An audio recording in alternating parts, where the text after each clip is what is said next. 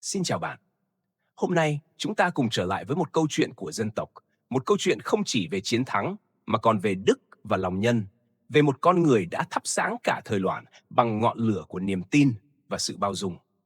Người ấy chính là Phùng Hưng, vị anh hùng được nhân dân tôn là bố cái đại vương, người khởi nghĩa chống lại ách đô hộ phương Bắc nhưng lại dùng đức để trị, chứ không dùng sợ hãi để cầm quyền. Thế kỷ thứ 8, đất nước ta còn chìm trong bóng tối. Dưới thời Đường, chính quyền đô hộ bạo tàn, dân phải cống nạp nặng nề, người bị bắt đi phu, đồng ruộng hoang tàn, tiếng khóc hòa lẫn tiếng roi. Trong khói lửa loạn lạc ấy, ở vùng Đường Lâm Sơn Tây, một cậu bé chăn trâu tên Phùng Hưng đã sớm biết đến mùi cơ cực của dân nghèo. Ông chứng kiến cảnh cha mẹ người làng cúi đầu trước bọn quan lại hung tàn, và trong lòng đứa trẻ ấy, một ngọn lửa nhỏ đã bùng lên, ngọn lửa của lòng thương dân. Người ta kể rằng, Phùng Hưng thuở nhỏ khỏe mạnh khác thường, tay không khuất phục được trâu dữ, nhưng ông không bao giờ dùng sức để khoe, mà dùng nó để giúp dân đỡ nạn. Có lần, trâu điên húc nát cổng làng, ông đã dũng cảm lao vào, nắm lấy sừng trâu, ghi xuống đất. Khi dân làng hò reo, ông chỉ nói một câu: con trâu hung dữ cũng chỉ sợ lửa, còn lòng người hung dữ chỉ sợ điều thiện. Câu nói ấy đến sau này vẫn được người làng Đường Lâm truyền lại như lời tiên tri cho cả cuộc đời ông. Lớn lên giữa thời loạn, Phùng Hưng nhận ra người dân không cần ai mạnh hơn kẻ thù, họ chỉ cần một người dám đứng lên vì họ mà không quên lòng nhân trong chính mình. Khi ánh sáng của công lý tắt, ông hiểu rằng nếu không ai thắp lửa thì bóng tối sẽ không bao giờ tan. Và thế là ông bắt đầu, từ những ngọn lửa nhỏ, từ những buổi họp dân trong đêm nơi những người nông dân bàn nhau cách giữ hạt thóc khỏi tay bọn quang lại tham tàn.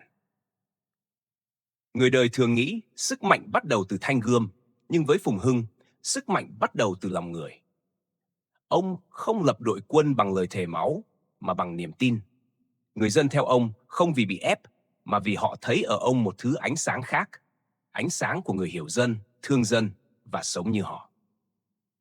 Một buổi tối trong căn nhà tranh bên dòng Tích Giang, Phùng Hưng ngồi cùng các nghĩa sĩ đầu tiên.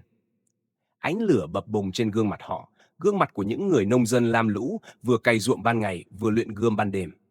Có người hỏi: thưa thủ lĩnh, chúng ta yếu hơn quân Đường rất nhiều, liệu có hy vọng nào không? Phùng Hưng mỉm cười, ánh mắt sáng như lửa. Ngọn lửa nhỏ có thể thắp sáng cả căn nhà, còn lòng dân, nếu cùng cháy, sẽ làm tan đêm tối của cả một triều đại. Câu nói ấy khiến mọi người im lặng. Ai nấy đều cúi đầu, như thể trong lòng mỗi người vừa được thắp lên một đốm sáng. Đêm hôm đó, ông đi dọc theo bờ sông, nhìn những mái nhà nghèo nàn chìm trong bóng tối. Khói bếp bay lên mờ mịt, nhưng trong khói ấy, ông nghe thấy tiếng cười trẻ con, tiếng ru của những người mẹ. Và ông tự nhủ, nếu có thể giữ được ngọn lửa bếp này, thì dù phải hy sinh thân mình, cũng đáng. Phùng Hưng không nổi dậy vội.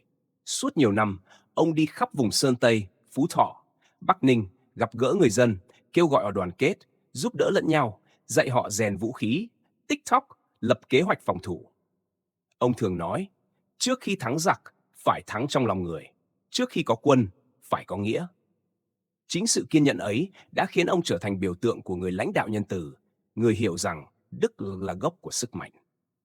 Năm 791, khi sự áp bức lên đến đỉnh điểm, dân Đường Lâm đã không chịu nổi nữa. Lửa căm phẫn lan khắp nơi và Phùng Hưng hiểu đã đến lúc phải đứng lên. Ông không hô hào bằng những lời lớn, chỉ cầm đuốc bước ra giữa sân đình, ánh lửa hắt lên gương mặt rắn rỏi, rồi nói chậm rãi. Chúng ta không đánh vì hận, mà vì muốn con cháu được sống trong ánh sáng. Ngọn lửa này không để thiêu mà để soi đường. Dân làng quỳ xuống, người già, trẻ nhỏ đều hướng về ngọn đuốc trong tay ông. Từ đêm ấy, ngọn lửa Đường Lâm bùng lên, lan ra khắp vùng Sơn Tây rồi khắp nước. Nó không chỉ là lửa khởi nghĩa, mà là ngọn lửa của lòng người. Sử sách chép rằng, Phùng Hưng chiêu mộ hàng vạn nghĩa sĩ, đánh tan quân đô hộ ở Tống Bình, mở đầu thời kỳ tự chủ kéo dài hơn 2 thế kỷ. Nhưng với dân, ông không phải là người giành lại đất, mà là người thắp lại niềm tin. Bởi trong mỗi cuộc khởi nghĩa, ông luôn dặn quân, không được cướp bóc, không được hại dân. Chúng ta đánh để cứu, không đánh để trả. Lửa của Phùng Hưng vì thế không phải ngọn lửa hủy diệt, mà là ngọn lửa của đạo nghĩa, của lòng nhân sáng như mặt trời đầu ngày. Người ta kể rằng, trước mỗi trận, ông đều thắp đuốc trước doanh trại, ngồi im lặng nhìn ngọn lửa cháy, như thể đang hỏi chính mình, ngọn lửa này sẽ cháy vì điều gì? Có lẽ chính sự tự vấn ấy khiến ông không bao giờ trở thành kẻ bạo tàn, dù trong tay nắm quyền sinh sát. Và có lẽ cũng chính vì thế, dân tôn ông không chỉ là vua, mà là người cha của dân, người cầm đuốc đi trước để ánh sáng soi lối cho muôn đời. Phùng Hưng đã thắp lên ngọn lửa giữa đêm tối, ngọn lửa của lòng nhân, của sự bao dung trong khổ đau và của đức trị giữa chiến tranh. Lửa ấy, một khi đã cháy, sẽ không còn là của riêng ông, mà của tất cả những người tin vào điều thiện. Ngọn lửa của lòng nhân luôn bắt đầu từ nỗi đau con người. Và chính ngọn lửa ấy đã dẫn Phùng Hưng đến con đường của một vị thủ lĩnh, nhân tử. Sau đêm khởi nghĩa ở Đường Lâm, ngọn lửa trong tay Phùng Hưng không còn chỉ là ánh sáng của một làng quê mà đã trở thành tín hiệu cho cả đất nước. Từ Bắc Ninh đến Phú Thọ, từ vùng Trung Du đến bến sông Tích, người dân nối nhau thắp đuốc. Mỗi ngọn lửa là một lời nguyện thầm. Vì chính nghĩa, vì lòng nhân. Nhưng Phùng Hưng hiểu, lửa chính nghĩa, nếu không được kiểm soát, rất dễ trở thành lửa cuồng nộ. Khi con người bị áp bức quá lâu, họ mang trong mình nỗi oán giận. Và nếu người cầm đầu không giữ được lòng mình, ngọn lửa giải phóng có thể hóa thành ngọn lửa tàn phá. Một buổi sớm, Phùng Hưng cho triệu tập các tướng lĩnh đến bãi đất bên sông. Sương mù còn dày, mặt nước phản chiếu, ánh đuốc lập lòe. Ông cầm thanh gươm trên tay, đặt nhẹ xuống đất, rồi nói chậm rãi, gươm này không để giết, gươm này để cứu. Cả đoàn tướng sĩ im phăng phắc, có người trẻ tuổi hỏi, thưa thủ lĩnh, nếu gặp kẻ thù tàn ác, chẳng lẽ không đánh? Phùng Hưng khẽ lắc đầu, đánh để chấm dứt khổ đau, không phải để gieo thêm khổ đau. Người mang gươm đi cứu dân, phải nhớ, gươm chỉ sáng khi lòng người sáng.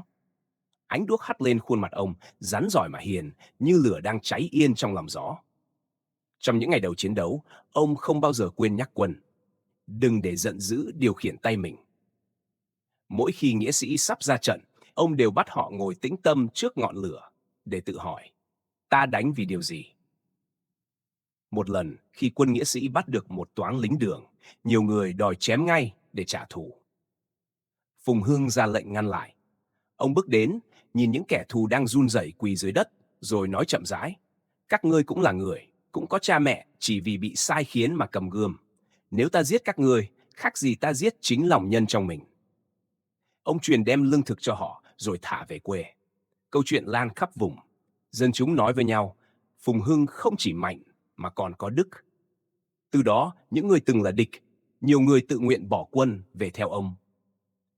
Người xưa nói, lấy oán báo oán, oán càng chồng chất, lấy đức báo oán, oán tự tiêu tan. Phùng Hưng sống đúng như thế, dùng đức để thắng lòng người, dùng nhân để thắng bạo lực. Một đêm, ông cùng tướng lĩnh ngồi quanh bếp lửa, bên ngoài gió thổi ào ào. Một tướng trẻ tên Đỗ Cảnh hỏi, thưa thủ lĩnh, vì sao ngài luôn dặn chúng tôi kiềm chế giận dữ? Giặc đã tàn sát bao dân lành, chẳng lẽ không đáng trừng phạt sao? Phùng Hưng lặng đi một lát, rồi nói chậm rãi, giận dữ là ngọn lửa cháy bùng. Nó có thể sưởi ấm, nhưng cũng có thể thiêu rụi tất cả. Nếu ta để lòng hận điều khiển, ta sẽ thành giống như kẻ ta đang chống lại. Người cầm quân không được để lửa hận thắng lửa nhân. Cảnh im lặng hồi lâu, bếp lửa kêu tí tách, ánh sáng phản chiếu trong đôi mắt đầy suy tư của ông. Dưới sự lãnh đạo ấy, đội quân của Phùng Hưng trở nên khác biệt, không cướp của dân, không giết người đầu hàng.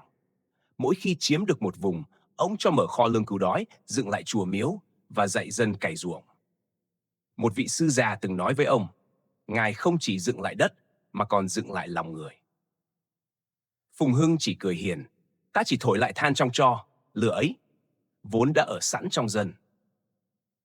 Có lần, ông đi qua một làng bị quân đô hộ tàn phá, dân bỏ đi gần hết, chỉ còn vài mái nhà cháy dở. Ông dừng lại, nhặt lên một thanh gươm gãy, rồi hỏi người lính bên cạnh, ngươi thấy gì? Người lính đáp, thưa tướng quân, chỉ là gươm hỏng. Phùng Hưng khẽ mỉm cười, không, đây là chứng nhân. Gươm gãy vì người cầm nó đã bảo vệ người khác, đó là gươm của nhân nghĩa. Rồi ông đem thanh gươm ấy dựng trong đền làng, đặt trước bát hương để dân thờ như một biểu tượng. Từ đó, ngôi làng ấy gọi nơi đó là đền Gươm Nhân. Trong một trận lớn ở Tống Bình, trước khi sông pha, Phùng Hưng ra lệnh đốt hàng trăm đuốc dọc bờ sông. Ánh lửa rực sáng cả bầu trời, nhưng không ai hò hét, chỉ có tiếng ông vang lên trầm tĩnh.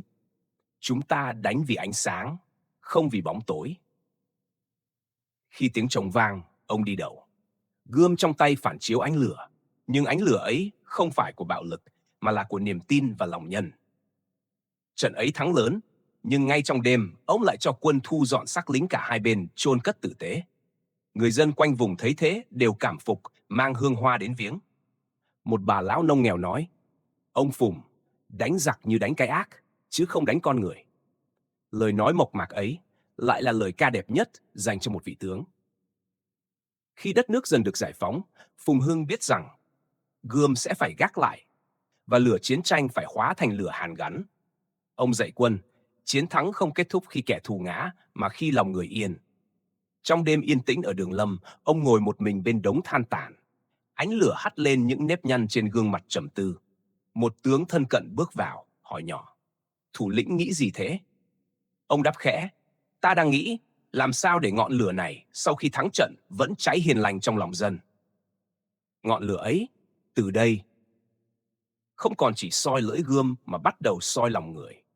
Từ chiến tranh, ông hướng về trị dân. Từ hành động, ông hướng về đạo.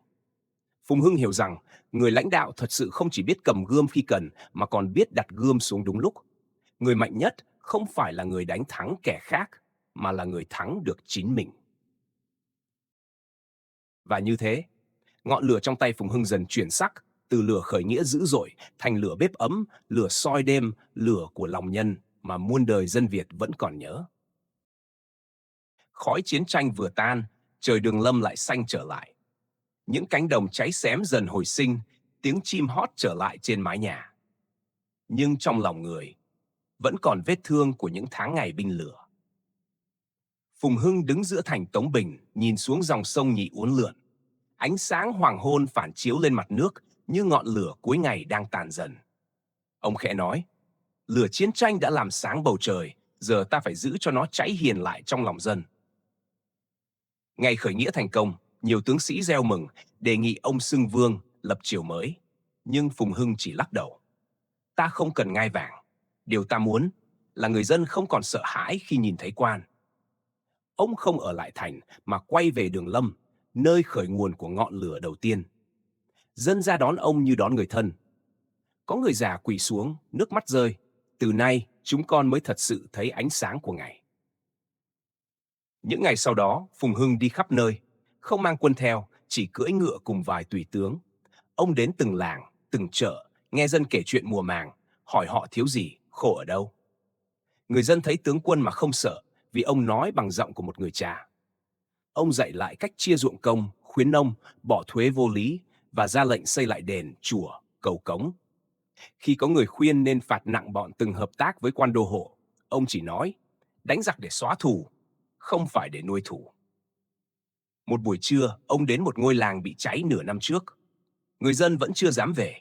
Trẻ con nấp trong bụi, người già run rẩy nhìn đoàn ngựa. Phùng Hưng xuống ngựa, tự tay cắm lại cột nhà, rồi nhóm bếp giữa sân. Ông lấy than hồng từ túi áo ra, đặt lên đống củi ướt, thổi nhẹ cho bốc cháy. Ngọn lửa bập bùng sáng lên, và như phép màu, mọi người từ từ bước ra khỏi chỗ trốn. Một cụ già nói run run, ngài mang lửa đến thật rồi. Ông chỉ cười hiền, không, ta chỉ mượn lửa từ dân, mà mang trả lại. Từ đó, dân quanh vùng gọi ông là người giữ lửa. Không chỉ vì ông dẫn đầu khởi nghĩa, mà vì ông biết giữ ngọn lửa lòng người sau chiến thắng. Một đêm, khi cả làng đang ngủ, Phùng Hưng ngồi cùng một vị sư già bên bếp than. Ngài sư hỏi, thưa tướng quân, sau chiến thắng, ngọn lửa trong lòng ngài có đổi khác không? Phùng Hưng nhìn vào than đỏ rực, đáp chậm rãi, có chứ, ngày xưa nó cháy vì giận dữ, nay nó cháy vì lòng thương. Rồi ông múc muỗng nước đổ lên ngọn than, lửa tắt, khói trắng bay lên. Ông nói khẽ, lửa giận dập tắt bằng nước từ bi thì ánh sáng mới còn mãi. Khi trị dân, Phùng Hưng không lập pháp hà khắc mà đặt ra 3 điều dạy. 1. Kính trên, nhường dưới. 2. Làm thiện để tích phúc. 3. Giữ lửa trong lòng, đừng để hận làm mù mắt. Ông thường nhắc quân lính, không có gì khó hơn cai trị lúc thái bình. Giữ lòng người khi không còn thù địch mới là thử thách thật sự của kẻ lãnh đạo. Một lần có người tố cáo một viên quan địa phương tham ô. Phùng Hưng không xử chém. Ông cho người điều tra rồi mời viên quan ấy đến. Khi người đó run rẩy quỳ xuống, ông không mắng, chỉ hỏi: "Ngươi lấy của dân để làm gì?" Người kia đáp nhỏ: "Vì nghèo, vì sợ bị cách chức." Phùng Hưng nhìn lâu rồi nói: "Ngươi sợ mất chức nhưng không sợ mất lòng dân à? Chức mất có thể gầy dựng lại, lòng dân mất chẳng có gì cứu được." Ông tha tội, cho người ấy cơ hội chuộc lỗi bằng việc đi xây cầu. 3 năm sau, người này trở thành người trung liêm nhất vùng. Người dân gọi đó là phép trị bằng lửa hiền, bởi lửa ấy không thiêu hủy mà soi sáng và làm ấm lòng người. Có lần, một tướng trẻ nói với ông: "Thưa đại vương, dân ta yếu đuối, nếu không nghiêm e họ lại nổi loạn." Phùng Hưng mỉm cười, chỉ vào bếp lửa đang cháy: "Lửa mạnh quá thì cháy nhà, lửa yếu quá thì tắt. Muốn giữ lửa phải biết điều hòa gió. Trị dân cũng vậy." Khi các vùng đều yên ổn, ông lập lễ lớn ở Đường Lâm, nhưng không để tôn mình lên vương vị. Ông bảo dân: "Ta không làm vua vì vua thật là người dân. Nếu dân yên, đất nước tự thịnh." Lời nói ấy về sau được các thiền sư đời Lý nhắc lại như một minh triết sớm về người lãnh đạo bằng tâm đạo, chứ không bằng tham vọng. Một hôm, trời nổi mưa lớn. Phùng Hưng cho quân đi cứu dân vùng ngập. Ông đích thân chống thuyền đi giữa dòng, mang theo bó đuốc quấn trong vải dầu. Dù mưa to, ông vẫn cố giữ cho lửa không tắt. Khi đến nơi, dân hỏi: "Giữa mưa mà ngài vẫn mang lửa, để làm gì?" Ông cười: "Vì nếu ngọn lửa này tắt, lòng người cũng sẽ lạnh."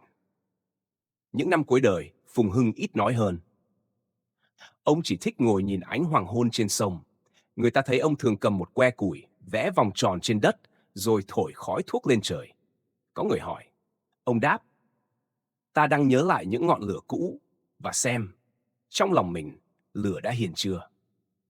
Dưới thời ông trị vì, không còn cảnh dân đói hay loạn. Trẻ con ra đồng hát, người già kể chuyện về người thủ lĩnh hiền đức. Người dân không còn sợ quan mà kính như cha, vì họ biết Phùng Hưng có thể đánh giặc, nhưng điều ông giỏi hơn là đánh thắng lòng mình. Quyền lực chỉ thật sự có giá trị khi làm dân được ấm no. Câu nói ấy được ghi trong nhiều sách cổ và trở thành một trong những lời dạy về đức trị đi trước cả thời nho học. Khi ánh sáng của triều đường suy yếu, nhiều nơi rối loạn, nhưng riêng vùng của Phùng Hưng vẫn yên bình. Người ta nói, không phải vì có thành cao hào sâu mà vì thành trong lòng dân, còn cao hơn cả núi. Chiến thắng không làm ông mù lòa.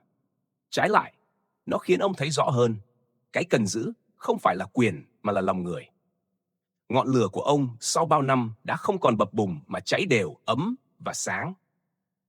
Một người có thể dựng thành bằng đá, nhưng chỉ người có đức mới dựng được thành trong lòng người. Nhiều năm sau ngày khởi nghĩa, vùng Đường Lâm đã khác xưa. Ruộng xanh trở lại, trâu về đồng, tiếng cười con trẻ vang giữa thôn xóm. Không còn khói lửa, không còn tiếng trống trận, chỉ còn tiếng gà gáy sớm và ánh lửa bếp loe sáng trong mỗi căn nhà. Giữa khung cảnh yên bình ấy, Phùng Hưng thường đi bộ một mình trên con đường đất cũ. Ông dừng lại ở những bếp lửa đang cháy, nơi khói lam cuộn lên hòa vào buổi sớm. Mỗi khi thấy dân ấm no, ông lại mỉm cười, như thấy trong đó phản chiếu chính ánh sáng của lòng mình. Một buổi chiều, ông cùng người em trai là Phùng Hải đi thăm ruộng. Thấy dân cày bừa miệt mài, mồ hôi hòa với ánh nắng, Phùng Hải cảm khái nói: "Anh đã dẹp giặc, đất nước yên rồi, giờ nên xây thành, lập cung, dựng tường cao để phòng loạn." Phùng Hưng lắc đầu: "Thành cao có thể giữ đất, nhưng không giữ được lòng người. Lòng dân mới là thành lũy kiên cố nhất." Rồi ông chỉ tay ra cánh đồng, nơi từng luống lúa xanh ngắt nối nhau như sóng. "Ngươi thấy không, đây là tường thành của ta. Mỗi giọt mồ hôi dân đổ xuống, mỗi nụ cười của trẻ thơ chính là gạch đá giữ cho đất nước đứng vững." Từ đó, ông chủ trương cai trị bằng đức và lòng nhân. Ông không đặt nhiều luật lệ, chỉ có một điều: người cai trị phải soi mình như soi vào gương nước. Nước càng trong, lòng càng sáng. Mỗi tháng, ông họp các chức sắc, không ở điện lớn mà ở sân chùa. Mọi người ngồi vòng quanh, giữa họ là một bếp lửa nhỏ. Phùng Hưng nói: "Lửa này ta mượn để soi lòng. Ai làm điều thiện, ngọn lửa sẽ ấm. Ai làm điều ác, khói sẽ cay mắt." Không ai dám lơ là, vì lời nói của ông không chỉ là răn mà là đạo. Có lần, một vùng xa bị hạn hán, dân đói. Phùng Hưng cho mở kho thóc. Người giữ kho khuyên: "Thưa đại vương, nếu phát nhiều, đến mùa sau ta lấy đâu mà nộp? Ông đáp, còn dân thì còn mùa. Mất dân, thóc có đầy kho cũng vô nghĩa. Rồi ông tự tay chia thóc, gánh từng bao ra đồng. Dân thấy thế, ai nấy xúc động. Một bà lão cầm tay ông, nước mắt chảy dài. Ngài không chỉ là vua của đất, mà là vua của lòng người. Phùng Hưng hiểu rằng đạo trị dân không nằm ở hình phạt, mà ở niềm tin và sự tôn trọng. Ông thường nói, dân là nước, quan là thuyền. Thuyền nâng được nhờ nước, nhưng cũng có thể chìm vì nước. Vì thế, người cầm quyền phải luôn cúi đầu mà soi. Những lời ấy được người đời sau khắc lên ván gỗ, treo trong đình làng Đường Lâm suốt nhiều thế kỷ. Có một lần, một kẻ cướp bị bắt, dân xin xử tử để răn đe. Phùng Hưng nhìn người ấy, một thanh niên gầy gò, mắt đầy tuyệt vọng. Ông hỏi, tại sao ngươi cướp? Người kia nói, vì đói, vì con ta sắp chết. Ông im lặng rồi sai đem cơm cho cả hai cha con. Sau đó, ông nói, ngươi phải trả nợ bằng mồ hôi, chứ không bằng máu. Ông cho người thanh niên ấy về làm phu trong kho. 3 năm sau, người này trở thành người giữ kho trung thực nhất. Dân gọi ông là đại vương của lòng thương. Phùng Hưng không dùng sợ hãi để cai trị, mà dùng niềm tin. Mỗi mùa gặt, ông đi kiểm tra, thấy ai thiếu lúa, ông cho vay, thấy ai được mùa, ông đến chúc mừng. Dân thấy vua không ngồi trên cao, mà đi giữa đồng ruộng, nên ai nấy đều tự giữ đạo làm người. Người đời kể rằng, dưới thời ông, nếu ban đêm lỡ quên đóng cửa, sáng ra cũng không mất thứ gì. Cái thiện lan tỏa như ngọn lửa âm ỉ trong tro, nhưng ấm khắp lòng người. Một hôm, có người dâng ngọc quý làm lễ tri ân. Phùng Hưng cầm lên, nhìn ánh sáng lấp lánh, rồi đặt ngay vào bếp lửa. Mọi người kinh ngạc. Ông nói, ngọc sáng là vì được mài, người sáng là vì biết sống hiền. Nếu chỉ quý vật mà quên người, thì ánh sáng này chỉ làm lóa mắt, không sưởi ấm lòng. Ngọc cháy khét, nhưng ai nấy đều thấy rõ. Vì sao ông được dân tôn là đại vương, vị vua không đội mũ vàng, chỉ đội ánh sáng của đức hạnh. Phùng Hưng cũng quan tâm đến việc giáo hóa. Ông mời các sư, các nho sinh về dạy học, mở lớp ngay trong sân chùa. Ông nói, dạy trẻ không phải để làm quan, mà để làm người. Người biết hiếu, trung, nghĩa, nhân, thì tự nhiên nước sẽ yên. Ông còn cho khắc những câu răn trên đá ven đường. Làm điều thiện như thắp đèn. Một ngọn sáng có thể thắp ngàn ngọn khác, mà không tắt chính mình. Câu ấy được khắc sâu trên phiến đá ở Đường Lâm, đến nay vẫn còn mờ vết chữ. Dân kính ông như cha, quân kính ông như thầy. Không ai gọi ông là đại vương khi gặp, mà gọi là cha Phùng. Ông nghe vậy chỉ cười. Gọi thế để ta nhớ rằng trách nhiệm lớn nhất của người cầm quyền không phải là cai trị, mà là nuôi dưỡng.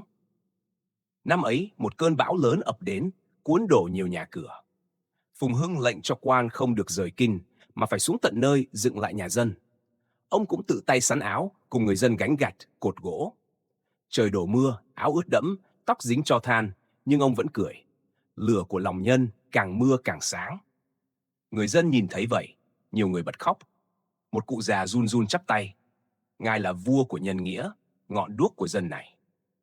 Cứ thế, ngọn lửa trong tay Phùng Hưng đã cháy suốt bao năm, không phải lửa chiến trận, mà là lửa của đạo trị, lửa của lòng tin và lòng nhân. Ngọn lửa ấy đi từ tay ông, truyền vào từng ngôi nhà, từng bếp lửa của người dân. Khi khói lam chiều bay lên, người ta vẫn nói với nhau, nhờ ngọn lửa của đại vương mà cả nước ấm. Một người có thể dựng thành bằng đá, nhưng chỉ người có đức mới dựng được thành trong lòng người.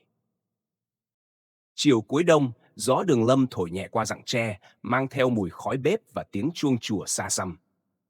Phùng Hưng khi ấy đã già, mái tóc pha sương, mắt hiền sâu như hồ nước. Ông thường ngồi trước hiên nhà, nhìn ánh chiều buông xuống cánh đồng lúa vàng và lặng lẽ mỉm cười. Người thân hỏi, thưa đại vương, ngài nhìn gì mà cứ mỉm cười như thế? Ông đáp, ta nhìn thấy ngọn lửa, không phải ở tay ta nữa, mà ở trong mắt dân. Những năm tháng cuối đời, Phùng Hưng ít nói về chiến công. Ông chỉ thích nghe trẻ con cười, nghe tiếng nước chảy dưới bờ đê và thấy dân mình no ấm. Đối với ông, đó mới là khúc ca chiến thắng đẹp nhất. Có lần, một sư già đến thăm, hỏi ông. Ngài đã đi qua lửa chiến tranh, qua gươm giáo và quyền lực. Vậy điều gì còn lại sâu nhất trong lòng ngài? Phùng Hưng trầm ngâm, rồi đáp. Lửa nào rồi cũng tắt. Chỉ có ánh sáng của lòng nhân là cháy mãi mãi mà không cần nhiên liệu. Người sư mỉm cười. Vậy là ngài đã hiểu, lửa không để đốt mà để soi. Một ngày, Phùng Hưng gọi con trai là Phùng An đến. Trời khi ấy mờ sương, ánh sáng lẫn với khói bếp tỏa lên thành một màu vàng ấm.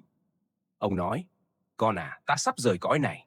Nhưng đừng lo, ngọn lửa của cha không tắt đi, nó chỉ đổi chỗ, từ tay cha sang tay con và đến tay những người biết sống vì người khác. Phùng An quỳ xuống, nghẹn ngào. Cha đã dạy con dùng gươm để bảo vệ dân, giờ con phải học dùng đức để giữ dân. Phùng Hưng đặt tay lên vai con. Hãy nhớ, dân là nước, vua là thuyền. Thuyền thuận dòng thì đi xa, chống dòng thì đắm. Muốn nước trong, phải giữ lòng trong trước đã. Những ngày cuối cùng, ông không muốn ai khóc.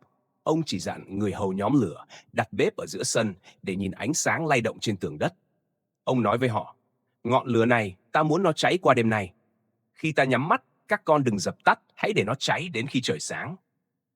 Đêm ấy, gió lớn, lửa bập bùng như đang hát.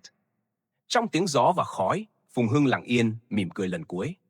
Ánh sáng hắt lên gương mặt ông, ấm, hiền, như thể cả đời này, ông đã gửi lại cho thế gian một thứ ánh sáng không bao giờ tắt. Sáng hôm sau, dân cả vùng Đường Lâm khóc. Không phải khóc vì mất vua, mà vì mất người cha. Khói từ trăm bếp lan lên trời như hàng trăm ngọn nến tiễn đưa ông về cõi sáng. Họ lập đền thờ ông, gọi là đền Bố Cái Đại Vương. Từ bố cái nghĩa là cha mẹ của dân. Họ không tôn ông bằng vàng bạc mà bằng tấm lòng. Không dựng tượng chiến công mà chỉ đặt một bát hương và ngọn đèn dầu. Ngọn đèn ấy trải qua hơn ngàn năm vẫn được dân làng thay dầu mỗi ngày. Họ tin rằng trong ánh sáng ấy Phùng Hưng vẫn đang mỉm cười. Trải qua thời gian, bao triều đại hưng vong, bao cuộc chiến đổi thay, nhưng câu chuyện về ông vẫn được truyền lại. Những người già kể cho con cháu nghe, Phùng Hưng đánh giặc bằng đức, trị nước bằng lòng nhân, sống giản dị mà sáng như mặt trời. Trẻ nhỏ nghe, mắt long lanh như thể trong lòng chúng một ngọn lửa nhỏ vừa được thắp lên. Có người học sử nói rằng Phùng Hưng là người mở đầu cho thời kỳ tự chủ, đặt nền móng cho dân tộc. Nhưng những người hiểu sâu hơn thì bảo, ông không chỉ mở đầu cho thời tự chủ của đất nước, mà còn cho thời tự chủ của lòng người. Bởi từ ông, người dân học được rằng, khi lòng người sáng, thì không đế quốc nào có thể cai trị được. Nhiều thế kỷ sau, một nhà sư ghé qua Đường Lâm, thấy bát đèn vẫn cháy, hỏi người giữ đền, ngọn đèn này đã cháy bao lâu rồi? Người giữ đền đáp, từ đời tổ tiên chúng tôi, mỗi khi dầu cạn, chúng tôi lại đổ thêm, không ai dám để nó tắt. Nhà sư cúi đầu, vì đó không phải lửa trong đèn, mà là lửa trong lòng người. Ngọn lửa ấy, qua bao thế kỷ, vẫn soi cho người Việt thấy một điều giản dị. Sức mạnh không nằm trong sợ hãi, mà trong lòng nhân. Người có quyền mà giữ được đức, người cầm gươm mà không để gươm nhuốm máu oan, đó mới là người thật sự chiến thắng. Đường Lâm bây giờ vẫn còn những viên gạch cũ, những mái ngói rêu phong và con đường nơi xưa kia Phùng Hưng từng đi qua. Chiều xuống, ánh nắng trải dài trên tường đá ong như ngọn lửa hiền hậu soi lại quá khứ.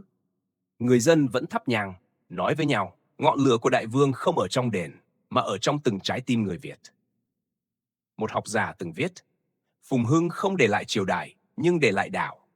Không để lại cung điện, nhưng để lại lòng dân. Và đó là thứ tồn tại lâu hơn mọi ngai vàng.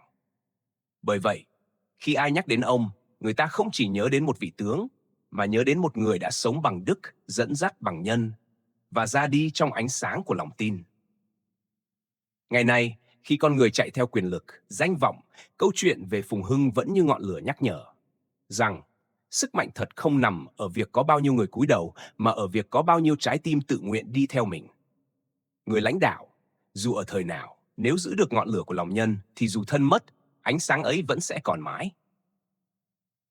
Từ ngọn lửa, ta học được rằng chỉ có đức và lòng nhân mới khiến ánh sáng lan xa hơn sức mạnh của gươm giáo.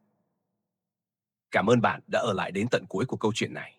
Nếu lời dạy của Phùng Hưng khiến lòng bạn ấm lại đôi chút, hãy chia sẻ video này đến ai đang cần một niềm tin vào con người. Và đừng quên đăng ký kênh Tri Thức Cổ Kim, để mỗi ngày ta lại cùng nhau học cách sống chậm hơn một chút, sâu hơn một chút và an nhiên hơn giữa thế giới đầy biến động này.